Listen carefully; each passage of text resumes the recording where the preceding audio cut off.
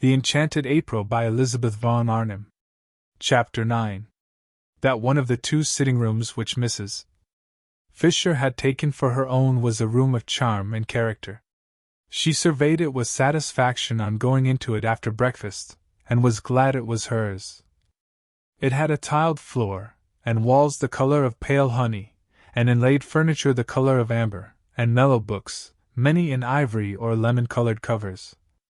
There was a big window overlooking the sea towards Genoa, and a glass door through which she could proceed out onto the battlements and walk along past the quaint and attractive watchtower, in itself a room with chairs and a writing table, to where on the other side of the tower the battlements ended in a marble seat, and one could see the western bay and the point round which began the Gulf of Spezia. Her south view, between these two stretches of sea, was another hill, higher than San Salvatore, the last of the little peninsula, with the bland turrets of a smaller and uninhabited castle on the top, on which the setting sun still shone when everything else was sunk in shadow. Yes, she was very comfortably established here, and receptacles Mrs. Fisher did not examine their nature closely, but they seemed to be small stone troughs, or perhaps little sarcophagi ringed round the battlements with flowers.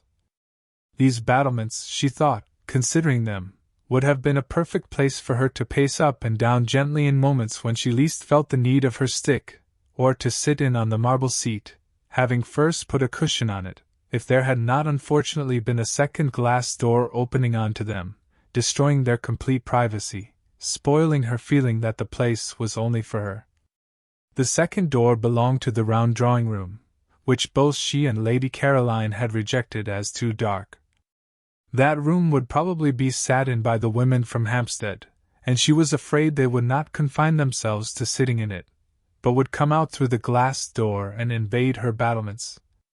This would ruin the battlements. It would ruin them as far as she was concerned if they were to be overrun, or even if, not actually overrun, they were liable to be raked by the eyes of persons inside the room. No one could be perfectly at ease if they were being watched and knew it. What she wanted, what she surely had a right to, was privacy. She had no wish to intrude on the others. Why then should they intrude on her? And she could always relax her privacy if, when she became better acquainted with her companions, she should think it worth while. But she doubted whether any of the three would so develop as to make her think it worth while.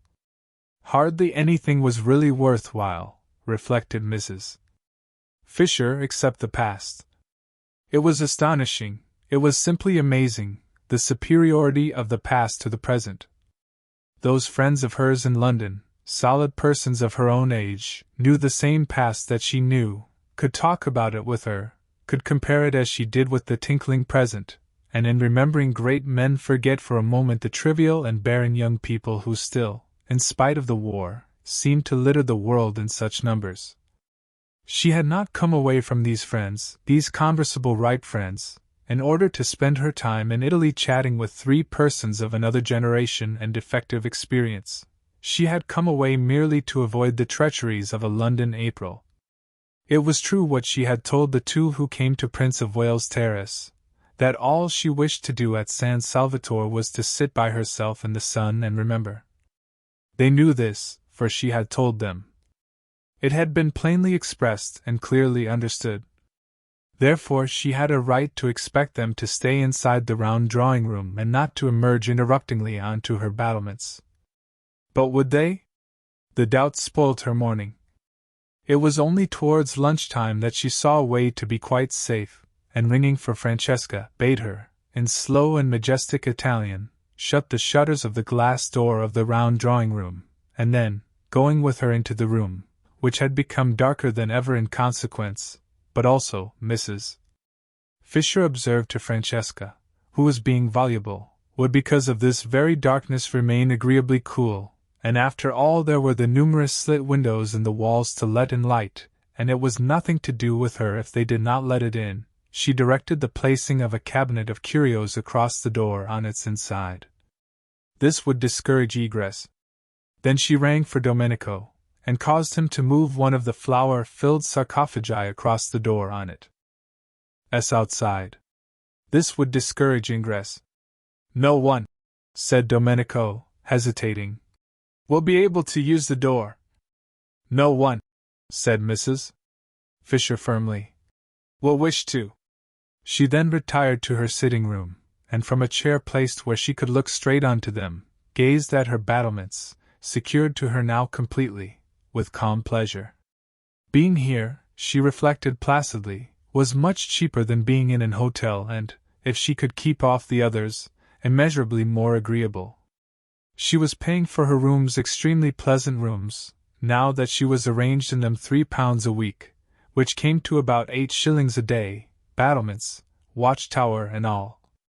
Where else abroad could she live as well for so little, and have as many baths as she liked, for 8 shillings a day? Of course she did not yet know what her food would cost, but she would insist on carefulness over that, though she would also insist on its being carefulness combined with excellence. The two were perfectly compatible if the caterer took pains. The servants' wages, she had ascertained, were negligible, owing to the advantageous exchange, so that there was only the food to cause her anxiety. If she saw signs of extravagance, she would propose that they each hand over a reasonable sum every week to Lady Caroline, which should cover the bills, any of it that was not used to be returned, and if it were exceeded the loss to be borne by the caterer. Mrs. Fisher was well off and had the desire for comforts proper to her age, but she disliked expenses. So well off was she that, had she so chosen, she could have lived in an opulent part of London and driven from it and to it in a Rolls-Royce. She had no such wish. It needed more vitality than went with true comfort to deal with a house in an opulent spot and a Rolls-Royce. Worries attended such possessions, worries of every kind crowned by bills. In the sober gloom of Prince of Wales Terrace she could obscurely enjoy inexpensive yet real comfort, without being snatched at by predatory men servants or collectors for charities, and a taxi stand was at the end of the road. Her annual outlay was small. The house was inherited. Death had furnished it for her. She trod in the dining room on the Turkey carpet of her father's. She regulated her day by the excellent black marble clock on the mantelpiece which she remembered from childhood. Her walls were entirely covered by the photographs her illustrious deceased friends had given either herself or her father, with their own handwriting across the lower parts of their bodies, and the windows, shrouded by the maroon curtains of all her life, were decorated besides with the selfsame aquariums to which she owed her first lessons in sea lore, and in which still swam slowly the goldfishes of her youth. Were they the same goldfish? She did not know. Perhaps, like carp, they outlived everybody. Perhaps, on the other hand, behind the deep-sea vegetation provided for them at the bottom, they had from time to time as the years went by withdrawn and replaced themselves. Were they or were they not, she sometimes wondered, contemplating them between the courses of her solitary means, the same goldfish that had that day been there when Carlyle, how well she remembered it, angrily strode up to them in the middle of some argument with her father that had grown heated, and striking the glass smartly with his fist had put them to flight, shouting as they fled, "Och, ye deaf devils! Och, ye lucky deaf devils! Ye can't hear anything of the blasted, blethering, doddering, glaikit fool stuff your maester talks, can ye?" Or words to that effect. Dear, great-souled Carlyle! Such natural gushings forth, such true freshness, such real grandeur. Rugged, if you will, yes, undoubtedly sometimes rugged, and startling in a drawing-room, but magnificent. Who was there now to put beside him? Who was there to mention in the same breath? Her father, than whom no one had had more flair, said, "Thomas is immortal." And here was this generation of puniness, raising its little voice in doubts, or, still worse, not giving itself the trouble to raise it at all. Not it was incredible, but it had been thus reported to her even reading him.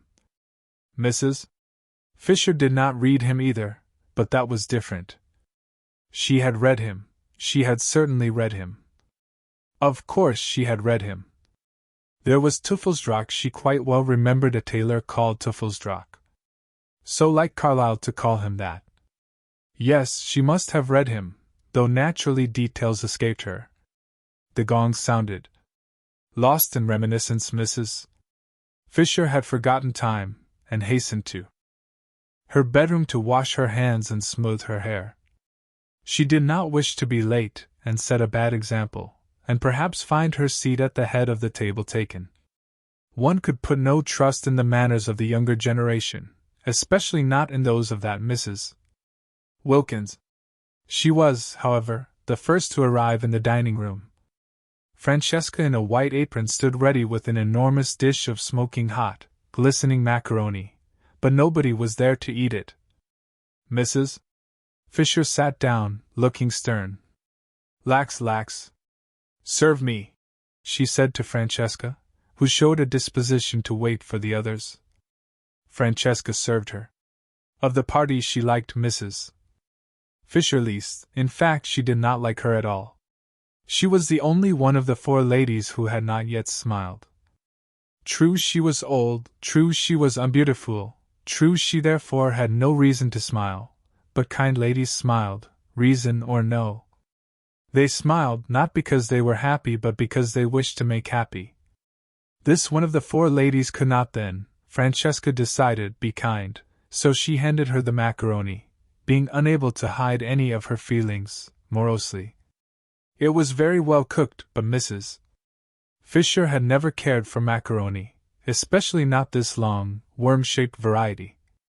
She found it difficult to eat, slippery, wriggling off her fork, making her look, she felt, undignified when, having got it as she supposed into her mouth, ends of it yet hung out. Always, too, when she ate it she was reminded of Mr. Fisher. He had during their married life behaved very much like macaroni.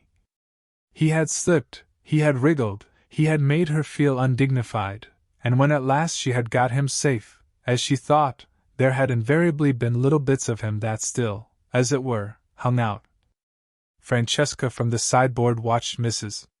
Fisher's way with macaroni gloomily, and her gloom deepened when she saw her at last take her knife to it and chop it small.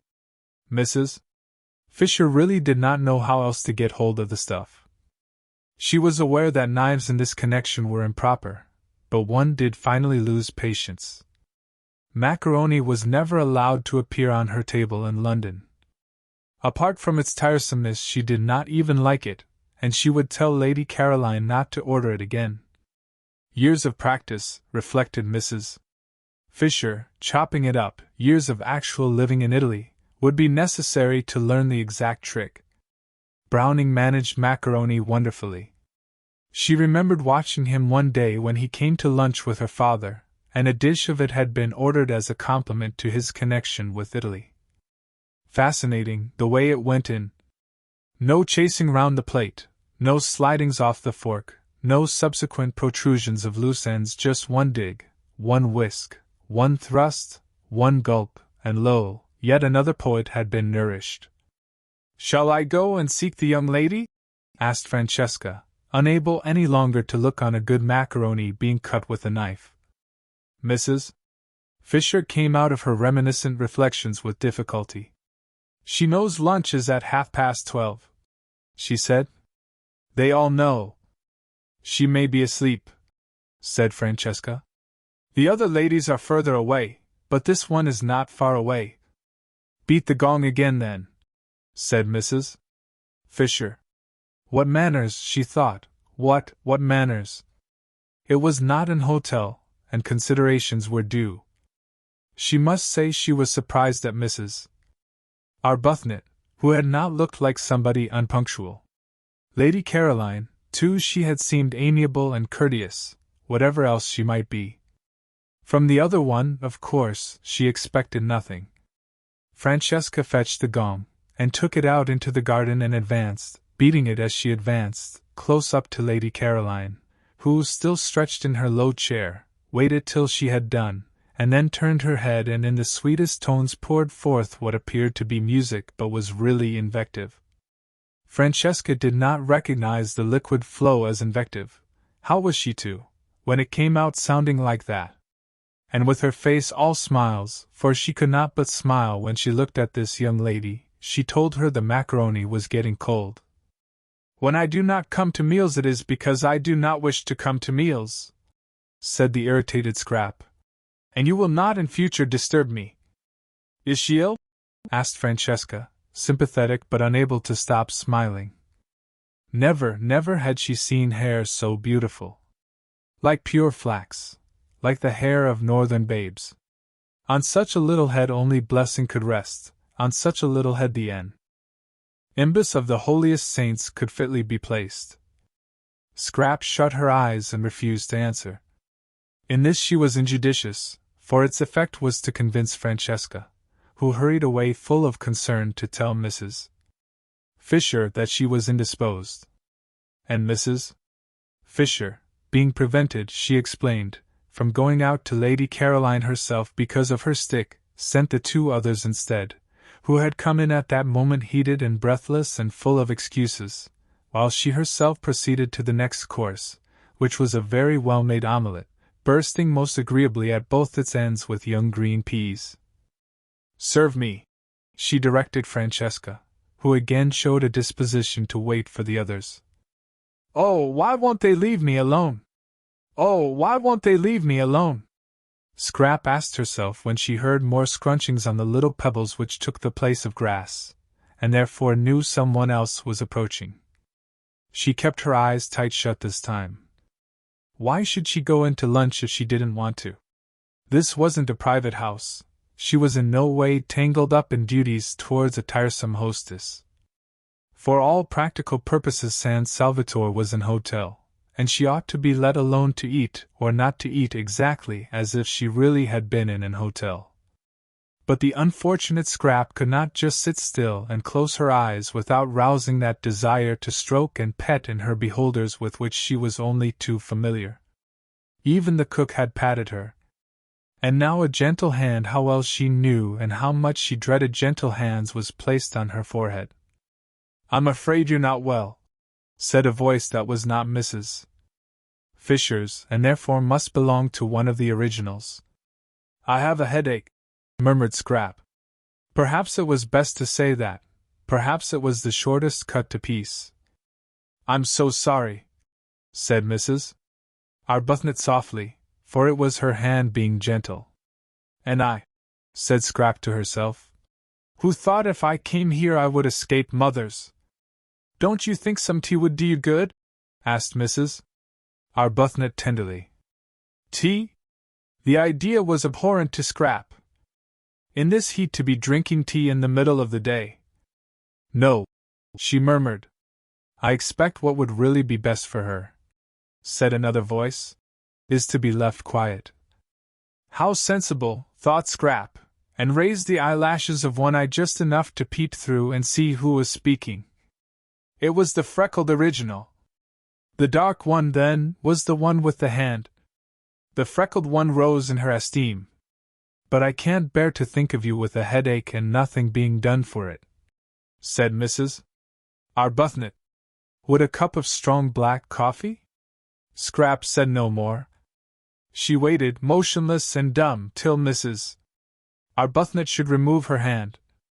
After all, she couldn't stand there all day, and when she went away she would have to take her hand with her.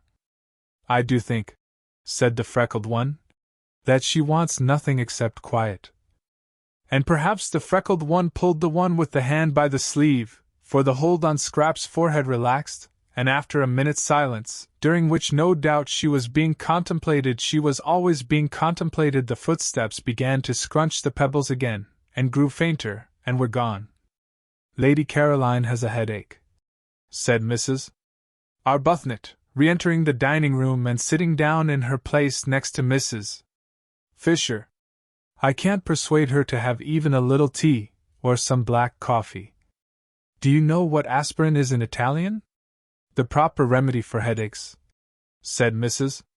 Fisher firmly, "is castor oil." "But she hasn't got a headache," said Mrs. Wilkins. "Carlyle," said Mrs.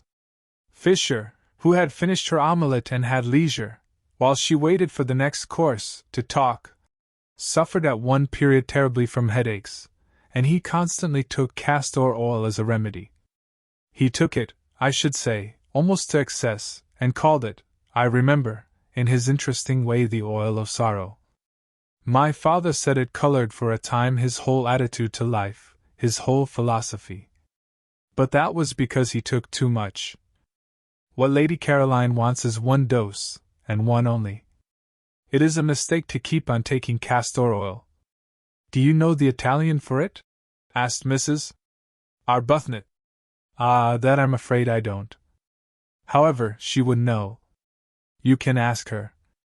But she hasn't got a headache, repeated Mrs. Wilkins, who was struggling with the macaroni. She only wants to be let alone. They both looked at her. The word shovel crossed Mrs. Fisher's mind in connection with Mrs. Wilkins's actions at that moment. Then why should she say she has? Asked Mrs. Arbuthnot. Because she is still trying to be polite. Soon she won't try. When the place has got more into her, she'll really be it. Without trying. Naturally. Lottie, you see, explained Mrs. Arbuthnot, smiling to Mrs. Fisher, who sat waiting with a stony patience for her next course, delayed because Mrs. Wilkins would go on trying to eat the macaroni, which must be less worth eating than ever now that it was cold. Lottie, you see, has a theory about this place.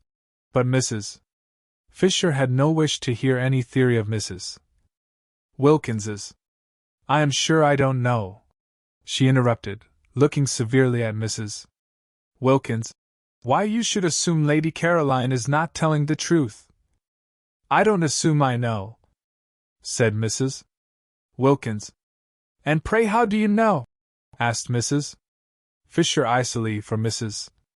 Wilkins was actually helping herself to more macaroni, offered her officiously and unnecessarily a second time by Francesca. When I was out there just now I saw inside her. Well, Mrs. Fisher wasn't going to say anything to that. She wasn't going to trouble to reply to downright idiocy.